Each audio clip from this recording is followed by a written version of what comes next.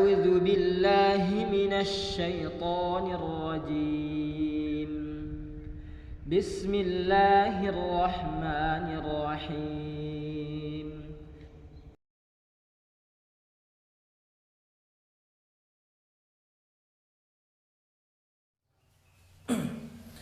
بسم الله. السلام عليكم ورحمة الله وبركاته.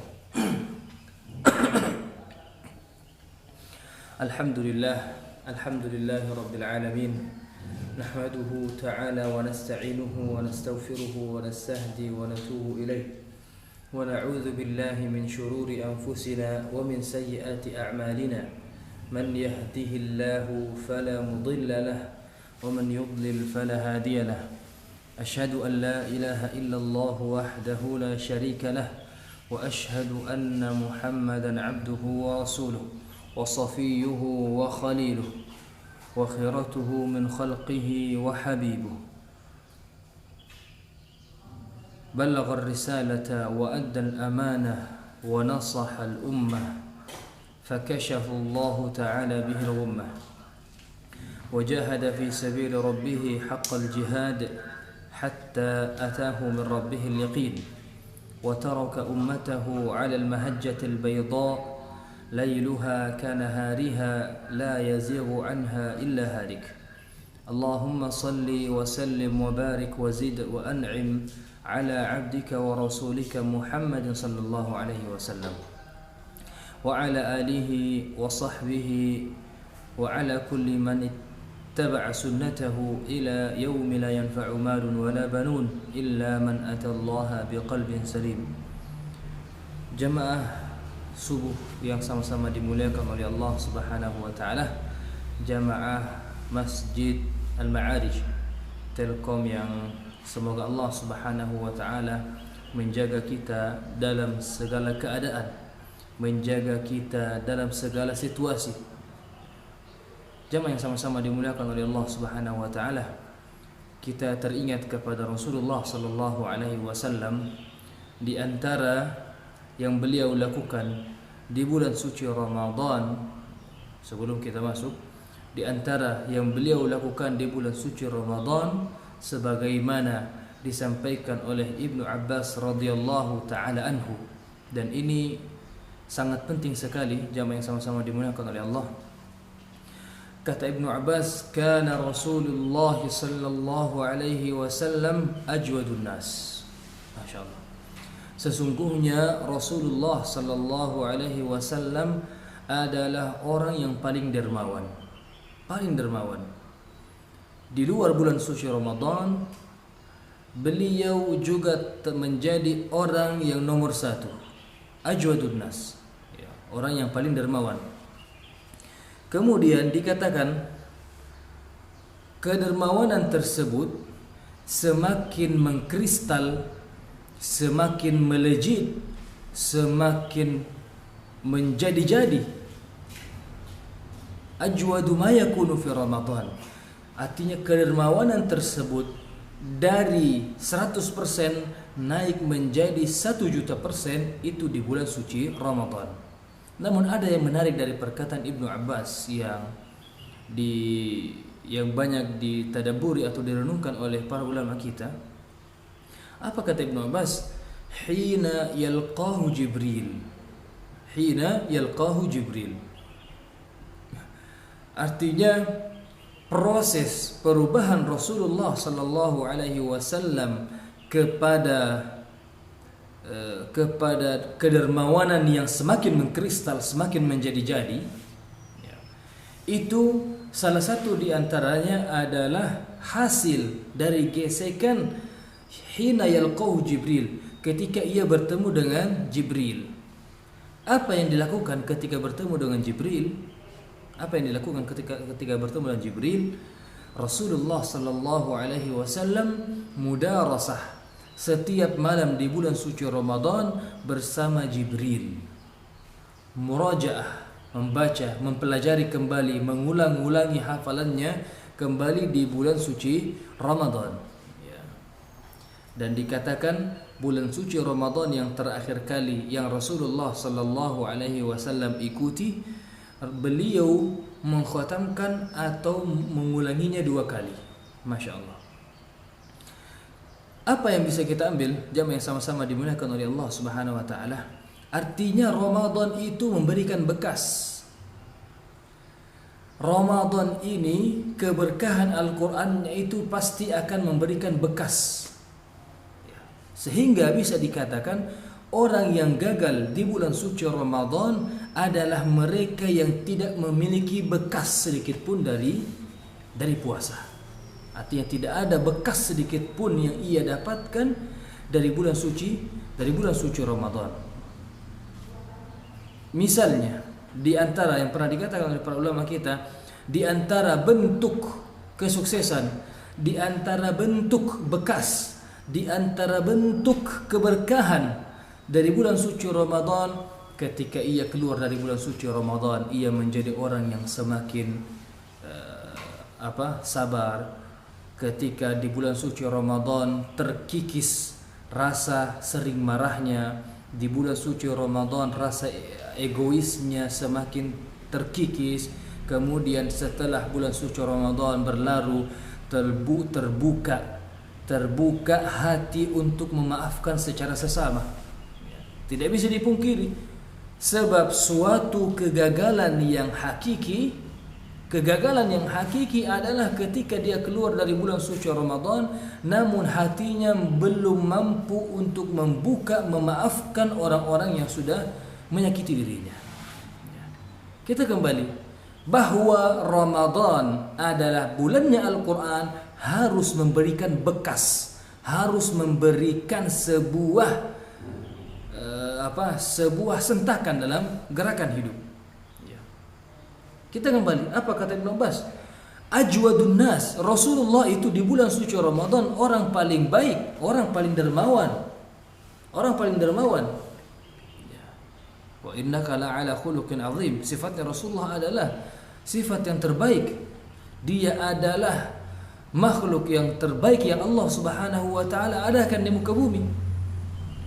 Dan apa kata Ibnu Abbas? Kita ulangi kembali. Ajwadu ma yakunu fi Ramadan. Kedermawanan tersebut itu semakin mengkristal, kedermawanan tersebut semakin mantap. Ya, kapan? Di bulan suci Ramadan. Hina yalqahu Jibril, ketika ia bertemu dengan siapa? Bertemu dengan Jibril. Ya.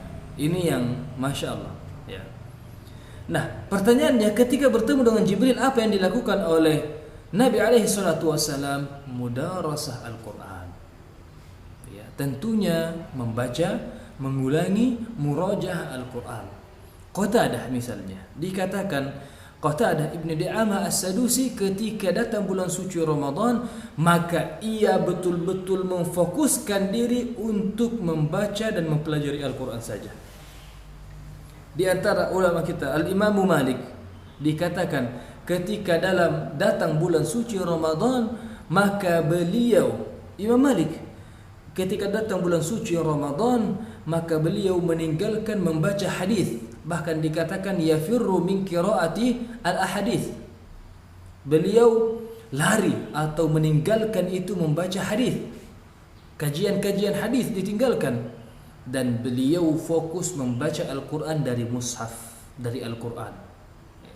Ini salah satu singgungan orang-orang yang masih meremehkan, sudahlah kan sudah punya Quran di HP. Ya.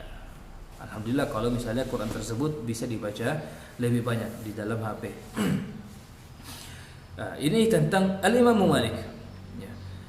Al-Imam Syafi'i, di antara yang dibenarkan riwayatnya, Imam Syafi'i khatam 60 kali. 60 kali khatam. Berarti apa? Dia khatam sehari 2 kali. Mujahid, muridnya Ibnu Abbas. Mujahid, muridnya Ibnu Abbas, Abdullah bin Abbas, salah seorang ulama tafsir, dikatakan ketika bulan suci Ramadan beliau selalu khatam ma bainal maghrib wal isya, antara maghrib dan isya, itu adalah waktu khatamnya Mujahid. Ada juga di antara ulama salaf terdahulu khatmatun bil laili wa khatmatun bin nahar. khotam sekali di malam hari dan khotam satu kali di siang hari. Jamaah yang sama-sama dimuliakan oleh Allah Subhanahu wa taala, ini ketika kita mengetahui hakikat di mana kita berada. Ini ketika kita mengetahui qimat asy-syai', harga dari sebuah sesuatu. Harga Ramadan adalah harga yang tidak bisa, la yu'adiluhu syai', tidak bisa ditandingi. Ya. Tidak bisa ditandingi dari segi keutamaan, dari segi pahala yang Allah Subhanahu wa taala siapkan. Ya. Masih pembahasan kita masih pada Ibnu Abbas radhiyallahu taala anhu tentang perkataan beliau tentang Rasulullah sallallahu alaihi wasallam di bulan suci Ramadan, ya, di bulan suci Ramadan. Sudah maklum bagi kita sudah mengetahui ketika Rasulullah sallallahu alaihi wasallam berada di kota Makkah. Mari kita renungkan Bapak-bapak sekalian, ketika Rasulullah sallallahu alaihi wasallam berada di kota Makkah Al-Mukarramah,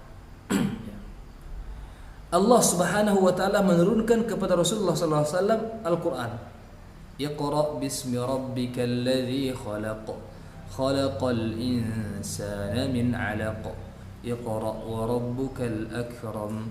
Alladzi 'allama bil qalam. 'Allamal insana ma lam ya'lam. 5 ayat pertama Allah turunkan. Tahun kedua Allah turunkan. Tahun ketiga Allah juga masih menurunkan Al-Quran. Selama beberapa tahun Rasulullah sallallahu alaihi wasallam menurunkan Al-Quran di kota mana? Makkah Al-Mukarramah. Allah menurunkan Al-Quran di Makkah itu pada bulan apa? Bulan Ramadan. Tidak ada yang bisa membantah ini. Allah menurunkannya di bulan suci Ramadan. Pertanyaannya, apakah ketika Rasulullah sallallahu alaihi wasallam berada di kota Makkah, Allah sudah mewajibkan berpuasa? Belum.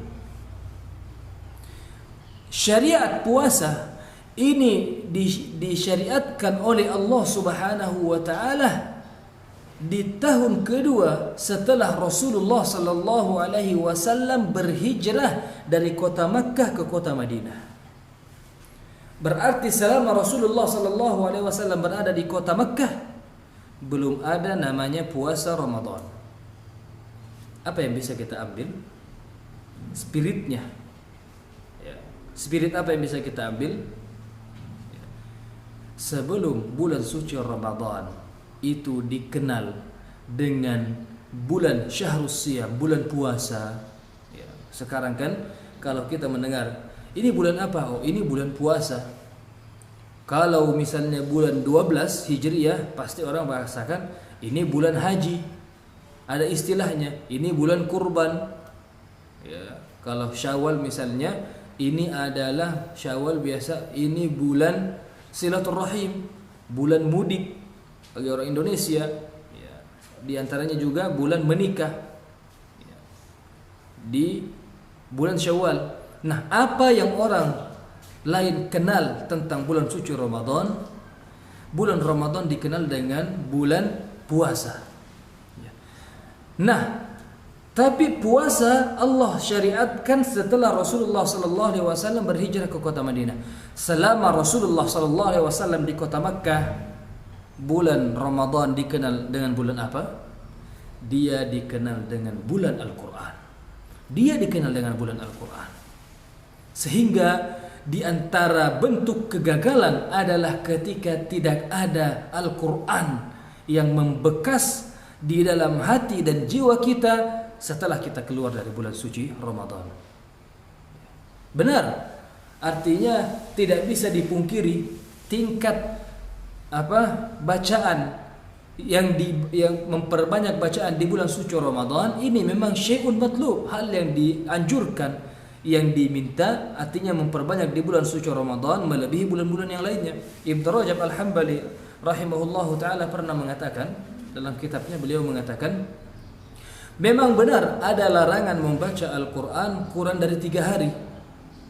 Artinya kata Rasul, la yafqahu man qara al-Qur'an aqall min 3. Tidak akan paham orang yang membaca Al-Qur'an kurang dari 3 hari. Kata beliau Ibnu Rajab, larangan tersebut itu berlaku bagi orang yang terbiasa, ya, saking rajinnya hampir tiap hari di luar bulan suci Ramadan juga membaca kurang dari 3 hari. Ini yang dilarang. Namun kata beliau Ibn Rajab, kalau ada al-awqat al-mufaddalah, waktu-waktu yang dikhususkan, waktu-waktu yang memiliki fadilah dan keutamaan, di sini dibolehkan. Seperti apa? Ketika seseorang masuk di kota Makkah dan dia bukan orang Makkah, maka dianjurkan untuk dia untuk memperbanyak amalan, di antaranya membaca Al-Quran. Di antaranya juga ketika bulan-bulan 10 hari dari bulan-bulan yang Allah Subhanahu wa taala agungkan. Kemudian yang tidak kalah pentingnya adalah bulan yang sekarang kita berada di dalamnya, bulan suci Ramadan. Bahkan saya kira kita pernah sampaikan dan pernah singgung dalam beberapa kajian bahwa Ibnu Nawawi rahimahullahu taala menyebutkan salafus saleh ada yang khatmah 4 khatamat bil lail wa 4 bin nahar. Khatam 4 kali di malam hari dan khatam 4 kali di siang hari. Allahu akbar. Ya. Ini ketika seseorang betul-betul memahami hakikat dan harga dari sebuah sesuatu. Ya. Bukankah seorang lelaki akan mati-matian mengeluarkan dan mengusahakan apa yang ia bisa lakukan semaksimal mungkin untuk mendapatkan seorang kekasih yang sudah ia kenal. Kenapa? Karena dia sudah tahu hakikat dan harga dari seorang perempuan tersebut, maka ia akan mengejarnya. Ya. Kenapa orang-orang yang masih banyak lalai di bulan suci Ramadan? Ya. Karena belum terlalu memahami hakikat dan harga dari bulan suci tersebut. Ya. Ini tidak mudah. Jamaah yang sama-sama dimuliakan oleh Allah Subhanahu wa taala, sehingga bisa dikatakan anta fi Sya'ban, bagaimana keadaan kalian di bulan Sya'ban itu akan menjadi gambaran dari keadaan kalian di bulan suci Ramadan. Ya. Kenapa? Iya, kalau orang yang tidak ada persiapannya di bulan Sya'ban, maka mau tidak mau di bulan suci Ramadan ma lahu hadzun illa al-ju'i wal 'atash. Artinya tidak ada yang ia dapatkan, yang ia nikmati dari bulan suci Ramadan kecuali ia tidak makan dari subuh hari sampai menjelang maghrib. Dia tidak bisa menikmati apa-apa. Al-Quran yang seharusnya menjadi ruh bagi jiwanya ia tidak dapatkan juga. Tapi kalau kita kembali ke ulama-ulama terdahulu, ya, kami sering mengajak beberapa bapak-bapak, beberapa jamaah untuk sama-sama memikirkan atau merenungkan. Kami katakan, jangankan orang yang kita tidak usah dulu masuk kepada martabat atau golongan-golongan yang khotam 1 hari 2 kali, ya. Tapi kita lihat dulu kepada orang yang khotam 2 hari sekali. 2 hari sekali, berarti 1 hari dia baca setengah Al-Quran. Ya. Ini kalau dibacanya dengan bacaan yang gimana ya? Bacaan yang cepat saja, ini masih mengambil waktu yang sangat lama. Waktu yang sangat lama dibaca dengan cepat, waktu yang sangat lama. Kapan dia harus mengurus urusan rumahnya? Kapan dia harus mengurus urusan kantornya? Kapan ia harus mengurus urusan anak-anaknya? Sementara ia mau khotam dalam bulan suci Ramadan 15 kali. Ya, membutuhkan, belum lagi ketika dia membaca Al-Quran dengan bacaan yang pendek. Ya. Sekarang ulama-ulama terdahulu mereka tinggalkan semua ibadah, bentuk-bentuk ibadah, ya, selain ibadah-ibadah yang diwajibkan, yang dianjurkan di bulan suci Ramadan. Mereka fokus pada mushaf, membaca Al-Quran, ya. Fokus membaca Al-Quran di bulan suci Ramadan. Kenapa Al-Quran terus? Memang seperti itu. Karena memang bulan Ramadan ini, selain ia dikenal dengan bulan puasa, ia jauh lebih dahulu dikenal dengan Syahrul Quran, bulannya Al-Quran. Bulannya Al-Quran. Tamam, kita pernah singgung kenapa Allah Subhanahu wa taala syariatkan berpuasa Kenapa? Kalau kita ingin tanya, kenapa Allah tidak syariatkan berpuasa menahan lapar ini di bulan haji saja? Di bulan 12. Kenapa Allah tidak syariatkan puasa di bulan Muharram saja? Kenapa Allah tidak syariatkan puasa di bulan Rajab?